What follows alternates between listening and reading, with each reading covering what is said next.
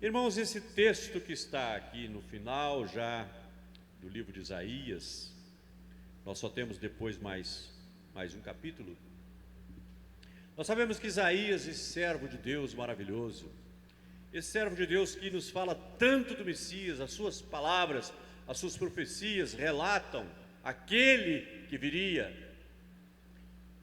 E essas palavras que nós lemos ainda há pouco, no capítulo 65, do verso 17 em diante, são palavras que nos dão alento, que nos dão a esperança, que nos dão a certeza, a convicção de que a história do homem terá um fim, de que Deus não nos criou para viver essa vida que nós vivemos aqui, mas o Senhor tem infinitamente mais para nós.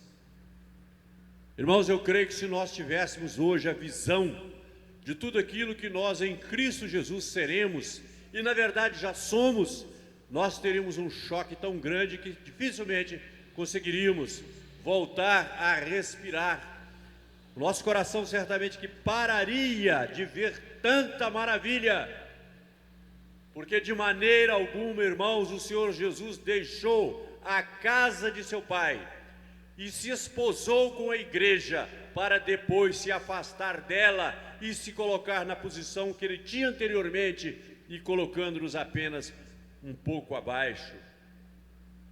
Irmãos, a ideia que a palavra de Deus nos dá de casamento não é para servir de simbologia para aquilo que ocorre entre Cristo e a igreja. Na verdade, Cristo e a igreja que é a verdade. O nosso casamento é que é uma simbologia daquilo que o Senhor já fez. Muitos dizem que a igreja é a noiva do Cordeiro. Não é verdade. Ela é a esposa do Cordeiro. Nós já estamos sentados com Cristo nas regiões celestiais.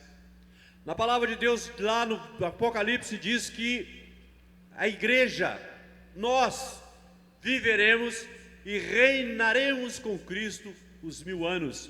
Isso se refere à 7ª dispensação, ao período em que o Senhor Jesus estará pessoalmente aqui sobre essa terra, administrando esse planeta, governando esse planeta. Ele é o rei de direito deste planeta. E nós estaremos juntamente com ele, reinando. Mas, irmãos, se nós olharmos para a eternidade com Deus, se nós fôssemos capazes de vislumbrar aquilo que o Senhor tem preparado para nós, nós ficaremos realmente numa situação muito difícil, porque o choque seria enorme, porque é tão grande, é tão maravilhoso o que nós seremos um dia, porque nós já somos de direito, mas viveremos. Nós estaremos na condição do Senhor Jesus. E o Senhor Jesus nunca deixou de ser Deus.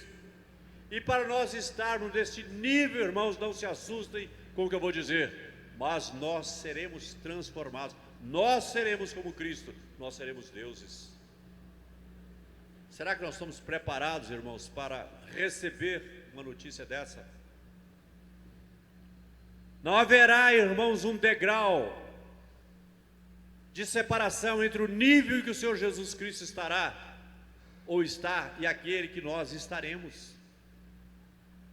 Irmãos, é inconcebível que ainda muitos de nós, a exemplo daquilo que fez Esaú, estejamos vendendo o nosso direito de primogenitura por um prato de lentilhas.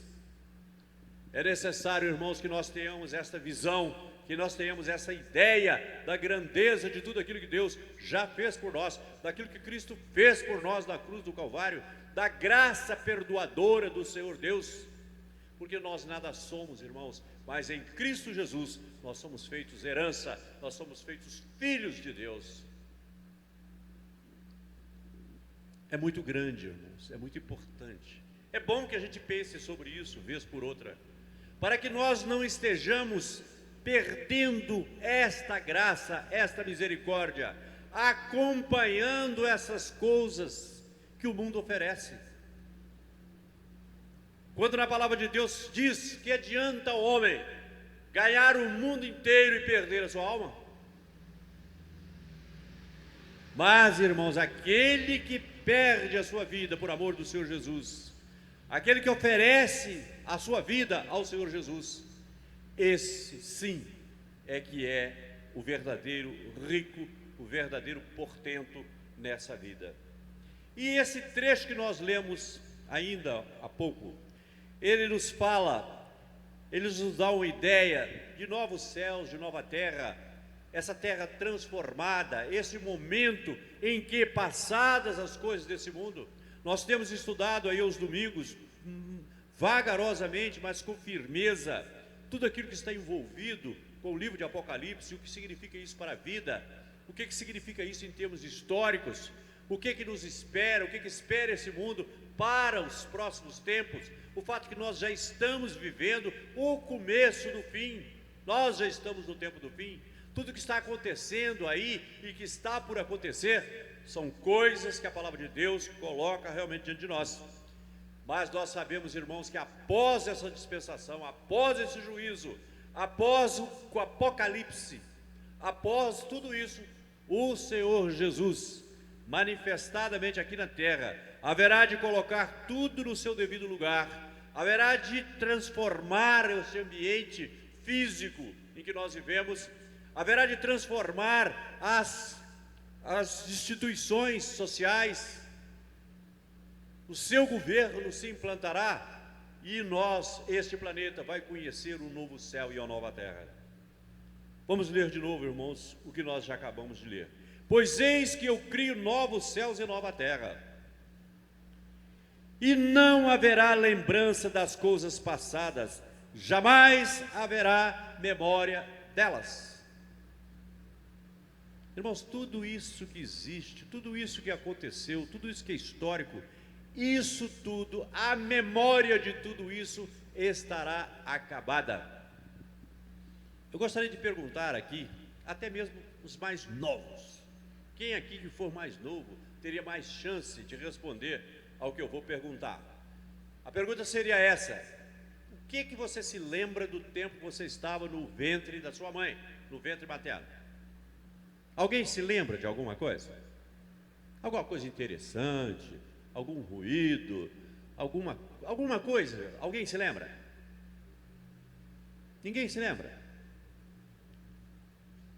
Irmãos, um dia, também como a palavra de Deus nos garante, nós não nos lembraremos de toda esta vida que nós temos aqui, todos esses momentos de tristeza, todos os momentos de vaidade, de alegria ou não, irmãos, um dia nada disso se fará memória em nós. Isso é promessa do Senhor. Eis que eu crio novos céus e nova terra, e não haverá lembrança das coisas passadas, jamais haverá memória delas. Irmãos, significa que o que nós estamos aqui fazendo, nós estamos em gestação para uma vida maior. Aqueles, contudo, que não aceitam o Senhor Jesus, aqueles que têm como Esaú trocado o seu direito de primogenitura, aqueles que têm aceitado aquilo que o mundo, aquilo que Satanás oferece, aqueles que têm se esquecido das promessas que têm, desse direito de primogenitura, serão como que fetos abortados, que jamais conhecerão a vida posterior e a vida futura. Mas a nós, irmãos, em Cristo Jesus é reservado esta vida eterna, da qual não se terá mais lembranças. Muitos há que creem nisso ou naquilo, muitos há denominados cristãos, mas que imaginam um contexto de vida daqui da terra e que se projeta para dentro da eternidade. Já entendem que além do Senhor Jesus existem outros que podem salvar, enquanto que a palavra de Deus diz que não há nenhum nome em cima do céu ou embaixo da terra pelo qual nós possamos ser salvos. Apenas Jesus Cristo tinha vida, e apenas Jesus Cristo pagou os nossos pecados com a sua vida. A palavra que Deus havia proferido não podia ser mudada, porque ele disse para Adão e Eva: o dia que pecares, certamente morrerás. E a morte era morte espiritual, separação de Deus. A evidência de que Adão e Eva morreram não era física, porque não se tratava de morte física, mas era morte espiritual, porque a partir daquele instante, Adão e Eva, pecadores, não conseguiram mais se aproximar de Deus. O morto espiritual não pode se aproximar de Deus, não tem vida, não tem como se aproximar do Senhor. Mas Deus, na sua graça, preparou condições para que Adão e Eva pudessem voltar a estar na sua presença. Antes, no entanto, muitas vezes temos falado aqui desse púlpito, antes, porém, Adão e Eva tentaram meios humanos, criaram vestes para com elas poderem se aproximar de Deus. Não conseguiram, porque não há nada que o ser humano possa fazer. Religião alguma pode nos livrar desta morte espiritual. Só Jesus, mais ninguém, nenhum dos apóstolos, nenhum dos seus parentes, nenhum dos amigos de Jesus, ninguém pode oferecer, porque todos nós que nascemos da terra, todos nós que aqui nascemos debaixo do pecado de Adão. Davi disse: em pecado me concebeu minha mãe. Ele nasceu nesta condição. Todos carecemos de um Salvador. Isso inclui, irmãos, inclusive Maria, aquela que gerou ao Senhor Jesus. Se assim não fosse, ela não teria dito lá na casa de Ana, falando sobre o seu Salvador, porque ela reconhecia a necessidade do Salvador. Ela era uma pessoa como nós, irmãos, mas tão digna que o Senhor a usou para que dela viesse o Senhor Jesus. Maria de maneira alguma é a mãe de Deus. Maria é a mãe do Senhor Jesus, homem. O Pai do Senhor Jesus, Deus, é o Espírito Santo. E isso evidencia, irmãos, como temos pregado aqui, nós temos afirmado que ao invés de elevarmos Maria à condição de deusa, e assim anularmos o amor e a graça de Deus que se manifestou em nós, é preciso nós nos lembrarmos que Deus nos amou de tal maneira e a sua graça foi tão grande que Ele desceu até nós e chegou à humanidade na pessoa de Maria. E assim, pelo seu amor, pela sua graça, o Senhor nos suportou. O Senhor em Maria nos suportou, Ele nos aceitou e perdoou em Cristo Jesus na cruz do Calvário todos os nossos pecados. Por isso, irmãos, é que um dia nada do que se passou sobre a terra vai ser lembrança futura. Isso significa que no futuro ninguém vai ser diferente. Ninguém vai ser o diferente, todos filhos da presença de Deus. Mais do que isso, nós estaremos na mesma condição, na mesma casa, no mesmo lar eterno, e nós vamos participar de tudo aquilo que Deus preparou para si próprio. Irmãos, isso é maravilhoso demais. Nós não somos capazes de compreender a plenitude disso. Mas eu espero que isso não seja apenas o barulho da minha voz falando isso com os irmãos, que isso dentro do seu coração, meu irmão e minha irmã, possa ecoar na lembrança do quanto que Deus já lhe deu, do quanto que o irmão e a irmã é rico e poderoso na presença do Senhor. Mas vós folgareis e exultareis perpetuamente, para sempre, irmãos, perpetuamente. Vós folgareis e exultareis perpetuamente no que eu crio, porque eis que crio para Jerusalém alegria e para o seu povo regozijo, e exultarei por causa de Jerusalém, e folgarei do meu povo, e nunca mais se ouvirá nela nem voz de choro e nem de clamor. Irmãos, essa nossa vida, ela é um misto de alegrias e tristezas, de coisas boas que acontecem, de coisas tremendas e terríveis que também chegam até nós. Ontem eu vi alguma coisa da televisão Era uma notícia, não sei, parece que era de um trem que trombou lá no Rio de Janeiro, de pessoas que morreram. E uma mulher estava dizendo, espero que eu não esteja fazendo confusão daquilo que eu vi, mas o fato é que uma mulher estava dizendo exatamente o seguinte: a gente não crê que essas coisas aconteçam com a gente. A gente sabe que essas coisas acontecem, mas não cremos que isso acontece conosco. Mas, irmãos, um dia estas coisas todas que já nos entristeceram e essas tristezas pelas quais nós temos passado não existirão mais. E exultarei por causa de Jerusalém e folgarei do meu povo, e nunca mais se ouvirá nela nem voz de choro e nem de clamor. É difícil para nós que conhecemos essa vida cheia de angústias e de tristezas, imaginar uma situação de felicidade total, plena. E a palavra de Deus diz com clareza que é nunca mais, que é perpetuamente essa exultação. No verso 20 diz: não haverá mais nela criança para viver poucos dias, nem velho que não cumpra os seus, porque morrer aos 100 anos é morrer ainda jovem, e quem pecar só aos 100 anos será amaldiçoado.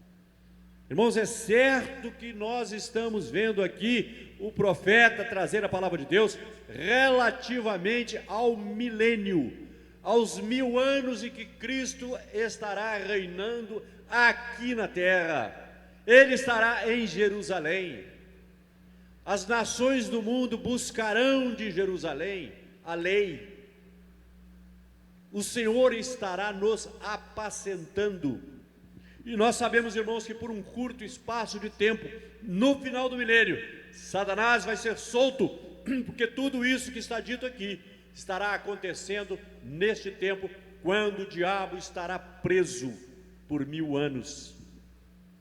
Essa expressão aparece 6 vezes no livro do Apocalipse, por volta ali do capítulo 20, 19 e 20 do livro de Apocalipse. Satanás é preso na chegada, quando o Senhor Jesus volta à terra, amarrado, posto a ferros no inferno. O Senhor Jesus reúne as nações no Vale de Josafá, julga essas nações, principalmente pelo que fizeram a Israel ao longo de toda a história, e no período dos 7 anos, da última semana, que ainda tem o povo de Israel para viver, no momento que nós estaremos, nós, a igreja do Senhor Jesus, os mortos em Cristo arrebatados, os vivos daquele momento transformados, levados para a presença do Senhor. Esse é chamado, esse tempo que nós teremos com o Senhor nos ares, irmãos, é conhecido como as bodas do Cordeiro. E o juízo de Deus que estará acontecendo aqui na terra é conhecido como a angústia de Jacó, por causa do que estará acontecendo sobre Israel, mas é chamado também da grande tribulação. Irmão, nós estamos vivendo dias do tempo do fim. Precisamos valorizar a nossa situação de cristãos, valorizar o convite que o Senhor nos fez, a fé que Deus nos deu para que nós pudéssemos crer no Senhor Jesus Cristo, a presença do Espírito Santo em nossas vidas, que nos mostra o erro, que nos mostra os nossos acertos, que nos consola, que nos conforta, que nos ensina e que nos orienta. Mas esse tempo, irmãos, não haverá mais nela criança para viver poucos dias. Irmãos, no mundo de hoje, a quantidade de crianças que morrem, todo dia a gente vê notícia na televisão que no hospital não sei aonde morreram tantas crianças, e que morrem crianças de fome, de inanição, que morrem crianças por inúmeras razões, e certamente que tudo isso é motivo de tristeza, é motivo de angústia. Mas aqui também, irmãos, diz: porque morrer aos 100 anos é morrer, antes diz, nem velho que não cumpra os seus. Irmãos, eu estou dizendo isso para lembrar, inclusive, daquilo que está gravado na palavra de Deus, que os homens desse caso aqui alcançarão a idade das árvores. Os homens voltarão a viver como viviam antes do dilúvio.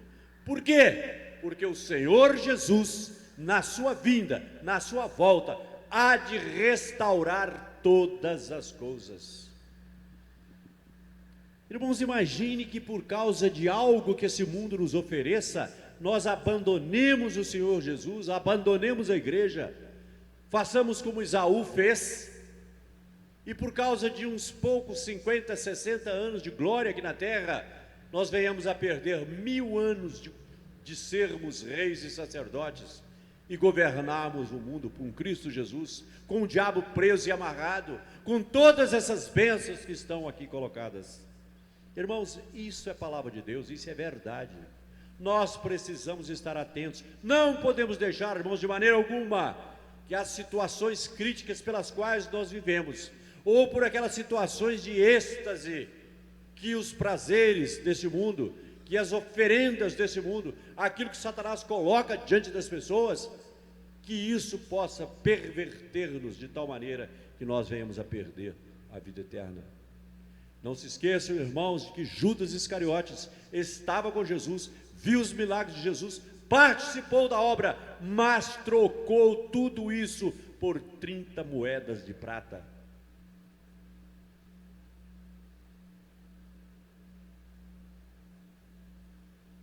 Eles edificarão casas e nelas habitarão, plantarão vinhas e comerão o seu fruto.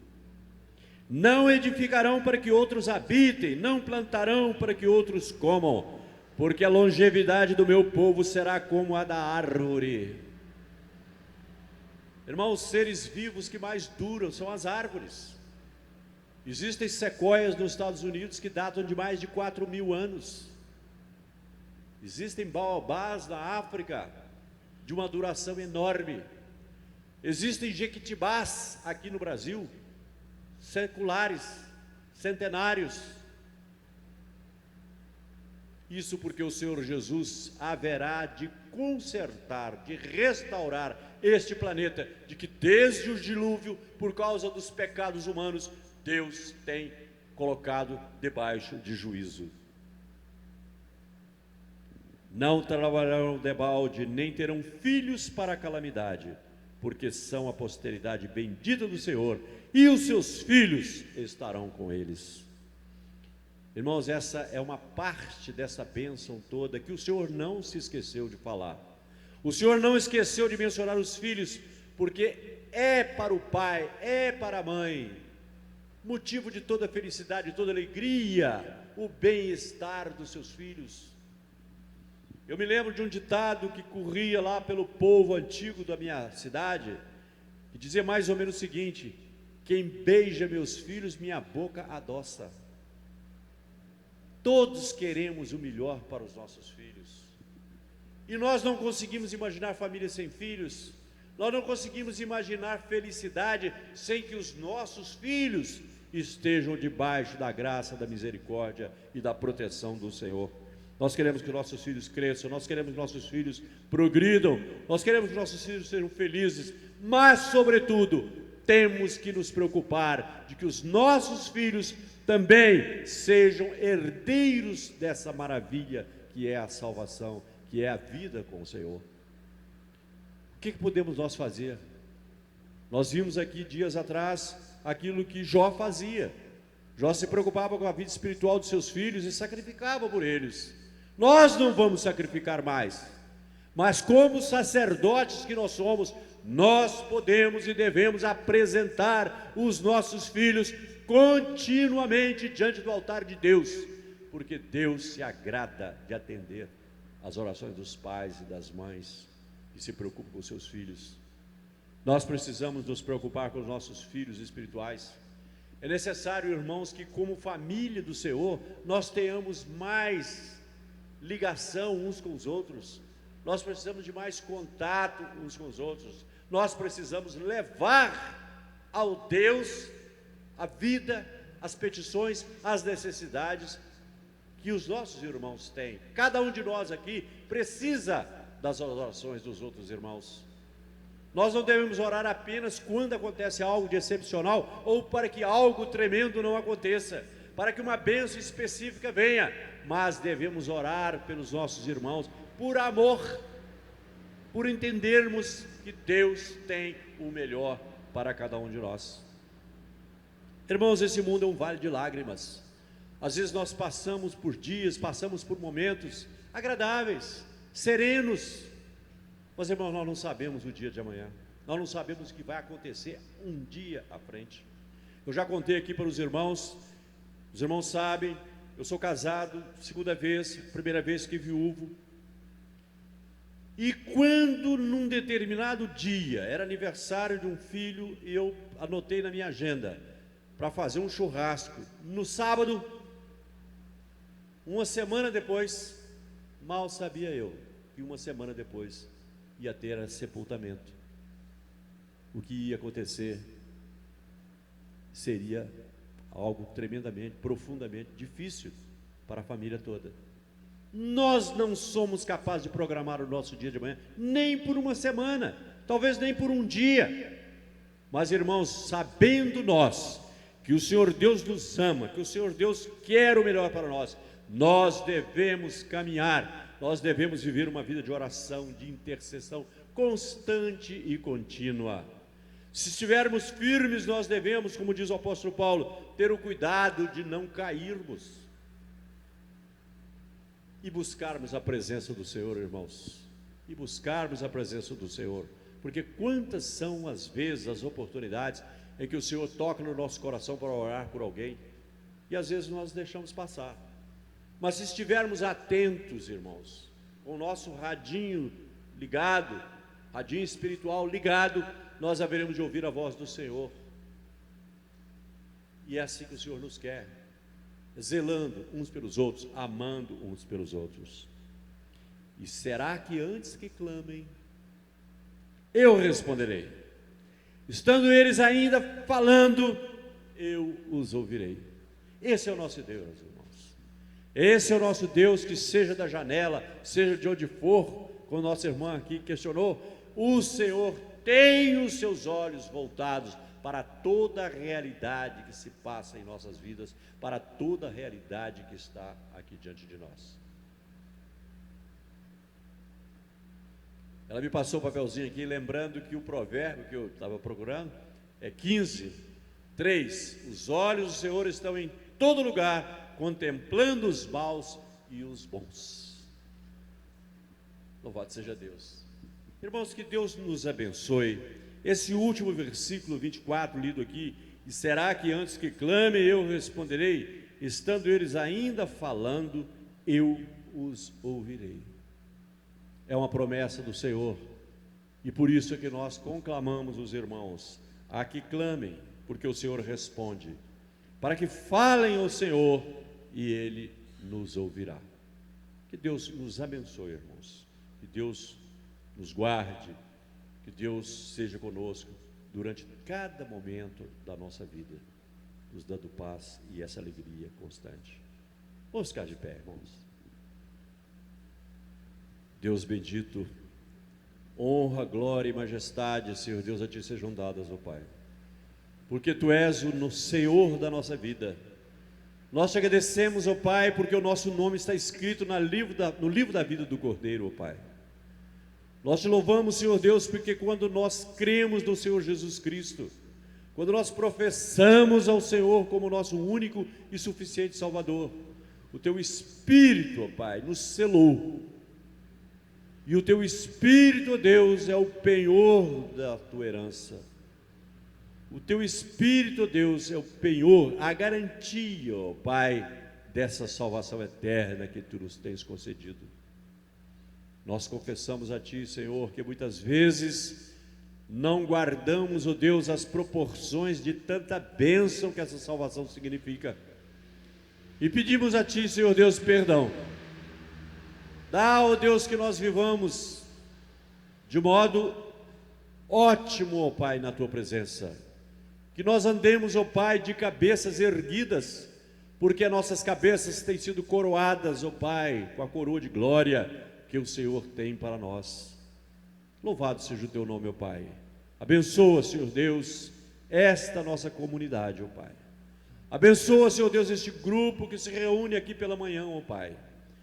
Que nós possamos, ó Deus, ser canais de bênçãos, ó Pai. não apenas receptáculo de bênçãos, ó Pai, mas que as tuas bênçãos venham sobre nós e nós saibamos, ó Deus, distribuí-las entre as almas sedentas, ó Pai, que estão ao nosso derredor. Bendito seja o teu nome, ó Deus. Nós te glorificamos, ó Pai, e te agradecemos, ó Deus, de todo o nosso coração, por tanta felicidade, ó Deus, por tanta paz que o Senhor nos dá. Porque em meio, Senhor Deus, às catástrofes desta vida, porque em meio, Senhor Deus, às situações as mais adversas, ó Pai, Tu és a nossa rocha, Tu és a nossa fortaleza, socorro bem presente na tribulação. Bendito seja o Teu nome, Senhor. Em nome de Jesus é que nós oramos, ó Pai. Amém. Alguém aqui, irmãos, por acaso, ontem ouviu o pastor Malafaia, por volta de meio-dia e pouco? O pastor Malafaia falou o que eu gostaria de ter oportunidade de ver em todas as igrejas as pessoas falando. E eu não vou repetir o que ele disse aqui não, irmãos, mas foi com relação a dízimos e ofertas. E ele falou como ele fala, ele falou pesado. Ele não fez críticas exatamente às pessoas, aos cristãos. Fez críticas àqueles que, por não compreenderem estas coisas, falam que os crentes, as igrejas vivem tomando dinheiro dos outros. Mas ele falou também de uma coisa, isso eu vou dizer para os irmãos. Ele falou daquela igreja em que de vez em quando o pastor ou a liderança da igreja fala: irmãos, nós estamos com a conta de luz atrasada, nós precisamos que os irmãos ajudem a pagar. Irmãos, ele disse assim: a oferta, o dízimo, não é um favor que o servo de Deus, o crente, faça para ajudar a pagar incêndios financeiros da igreja, mas é sim a oportunidade dos irmãos passarem, darem daquilo que está nas suas mãos, e é assim que Deus abençoa. E ele foi claro em dizer que muitos são os líderes, muitos são os pastores que impedem as suas ovelhas de terem mais ganho, de serem mais abençoadas financeiramente, por não esclarecerem e por não pregarem sobre o que significa nós participarmos da obra do Senhor, abrir a nossa mão para abençoar a obra de Deus. Mas, irmãos, que todo domingo nós temos esta chance aqui de darmos ao Senhor, mas antes de tudo darmos o culto, pelo reconhecimento de que o Senhor é Deus, reconhecimento que a sua obra se faz aqui na terra, e darmos diante dos anjos e diante dos demônios resposta para as situações de louvor e de culto ao Senhor através de dízimos e ofertas.